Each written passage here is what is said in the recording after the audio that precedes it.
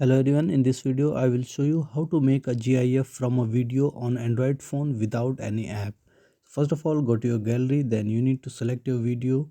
Suppose I am going to select a video that is from FB videos here. So I'm going to select this video right here. Okay, so let me mute the media volume first. Now what you need to do is you need to click on play video right here. So once it starts playing, then simply stop it right here, and on the top right corner below three dots you can see a GIF option right here. You need to click here on the GIF, that is create GIF. You can see, click on that. Now this kind of editor will come, and you can see you can select the portion below. You can select 2 seconds, 3 seconds, the time of your GIF. Okay, just like this one.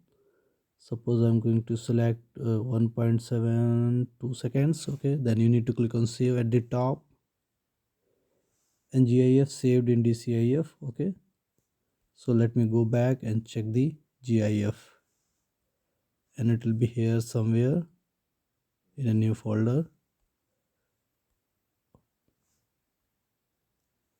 Okay, you can see a GIF folder as created. So this is the folder, and you can see the GIF is created. So this is how you can create a GIF from a video on Android.